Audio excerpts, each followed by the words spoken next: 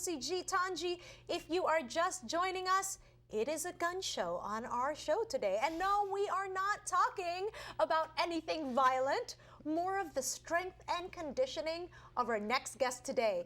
He is a top-tier trainer, nutritionist, and sports massage therapist. He has a bachelor's of science in kinesiology and exercise nutrition. He also has expanded his practice to Eastern medicine and holistic health. Welcome on the show for the first time, Ross Lopez. Hi, Ross. Hi, how are you? I'm very, very good. Thank you very much for taking the time to come here. You know, the holidays just passed, so a lot of us Kababayans overate, maybe ate a little bit more lechon that we were supposed to. So I'm glad you're here to get us back on track, right? Thank you. Yeah. So let's start this off first. Taga saan ang mga magulang mo? Where are your parents from in the Philippines? My parents are from northern Philippines, so my mom's from Tarlac and my dad's from La Union. Okay, have you ever been? I've been there a few times, yeah. Okay, and when you went, what was that experience like for you?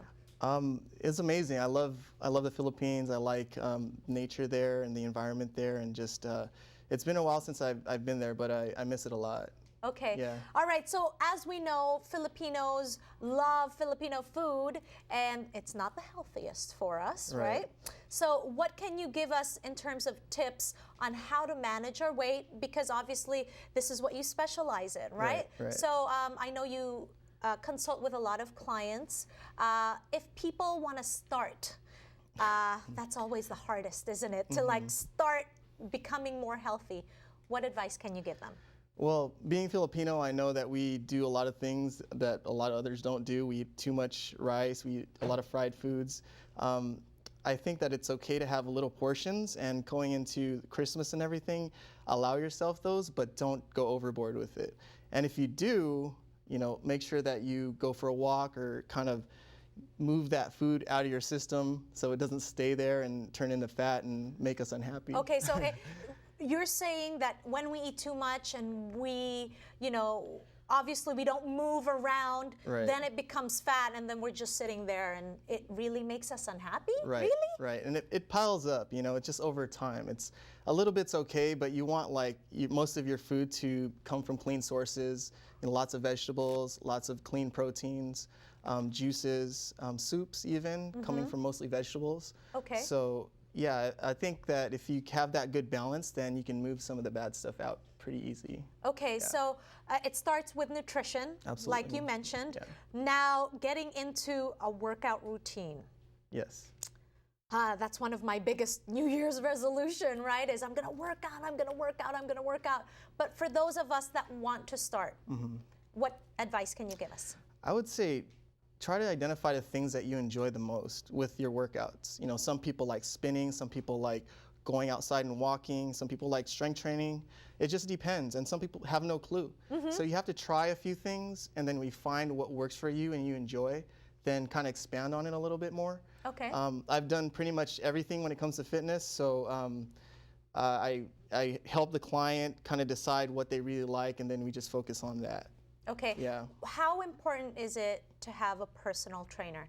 Because let's face it, mahal. It's expensive. Yeah. What if you don't have the resources to get a personal trainer? Because correct me if I'm wrong. I mean, someone of your caliber would charge.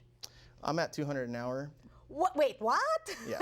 $200. How am I ever gonna afford you, Ross? That's wow. Well, I have a certain clientele, but yeah, there are times when, you know, there are other trainers out there that it costs a lot less, but it depends on like their quality, how long they've been into it, what services they provide. Okay. You know, I'm providing a lot of massage service and nutrition service and personal training. So so it's sort of, it's not just personal training. No, yeah, it's a little bit above, just because I've been doing it for so long. I've been into it for 16 years, and I'm still currently getting my master's degree in Chinese medicine. So I want to have more tools to be able to help people. Okay, for those kababayans who would like to get into this industry or into this business, what do you recommend for them? I would definitely recommend getting in shape first. Right? Because you can't be a personal trainer if you're mataba. It's really sad, but I've seen it. And getting in shape first and going through your own experience. And once you're feeling that at your level, then you could start educating yourself, you know, getting certified, If you want to go as far as getting a 4-year degree, you can. Not necessary, but that's what you did. that's what I did. I just fell into it, really. But yeah, I worked really hard and just kind of kept going with it. Okay, Yeah. well, I'm so glad you're here on Kababayan today because you. you are going to be sharing with us some exercises here on our show. Don't worry, don't get intimidated. Join us when we return on Kababayan today.